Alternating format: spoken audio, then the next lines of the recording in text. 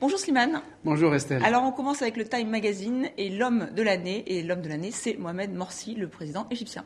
Tout à fait. On le voit sur ce portrait qui a un grain dans la photo qui lui donne plus de densité que généralement où il a l'air d'un apparatchik un peu terne.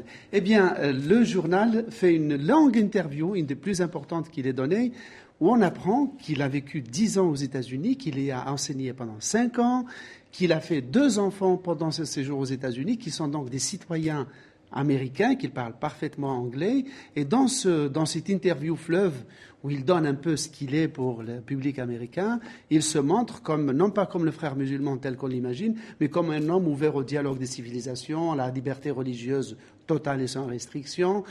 Bref, il donne de lui-même l'image d'un homme qui est capable de porter la confrérie des frères musulmans du sectarisme religieux et de la bigoterie étroite à la post-modernité et donc faisant de l'Égypte le centre de gravité du monde arabe. Donc une nouvelle facette de Mohamed Morsi, mais qui va à contrario avec les manifestations qui ont lieu en ce moment contre le président égyptien, place Tahrir au Caire. Alors maintenant un hebdomadaire indien, Outlook, qui revient sur une exécution qui fait polémique.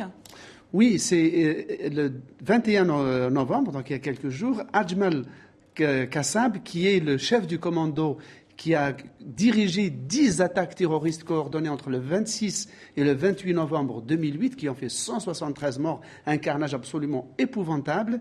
Donc cet homme-là, qui est pakistanais, a été jugé par les tribunaux de l'Inde, qui l'ont condamné à mort, et donc il a été pendu il y a quelques jours à 7 heures du matin, à la demande en même temps des mouvements d'extrémistes hindouistes qui manifestaient dans la rue avec des potences, rappelle le journal, et surtout le procureur général qui l'a jugé, il a dit qu'il avait l'impression de se battre contre le Pakistan, parce que l'homme est pakistanais, et qu'il avait l'impression d'être en guerre. Donc c'est une sorte d'exécution, presque de lynchage.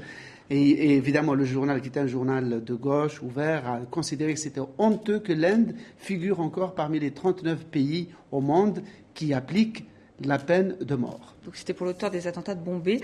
Maintenant un sujet un peu plus léger avec un hebdomadaire russe, Itogi.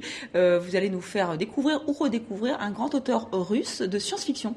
Et oui, c'est Boris Trogatsky. Malheureusement, son nom ne nous dit pas grand-chose, mais c'était avec son frère Arkady, le duo. L'un était astrophysicien et l'autre est mathématicien. Ils ont fait rêver les soviétiques sous la chape de plomb communiste en faisant des récits de science-fiction dont l'un d'eux a été porté par l'écran par Tarkovsky, qui s'appelle Stalker, c'était un classique, eh bien, en faisant vivre ces personnages dans des univers intersidéraux, au-delà des milliards de kilomètres de la Terre, avec des androïdes complètement fascinants, mais il y avait quand même de façon sous-jacente une critique allégorique du système soviétique, ce qui réjouissait évidemment le public, ce qui faisait froncer les sourcils des apparatchiks, mais néanmoins, il est mort il y a seulement quelques jours à l'âge de 79 ans, mais il est resté vert, bon pied, bon oeil, il critiquait Poutine, dénonçait les dérives du système. C'est un personnage vraiment à connaître. Il est traduit en français. Et alors très, très rapidement, une bonne nouvelle pour ceux qui souffrent de dépression.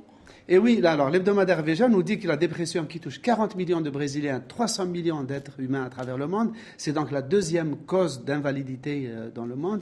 Eh bien, il semblerait qu'on ait trouvé une molécule qui puisse la guérir. Alors, la molécule est très connue, c'est la kétamine. C'est un anesthésiant qu'on utilise en médecine vétérinaire et parmi les anesthésiants. Elle est souvent détournée à des buts psychotropes comme drogue.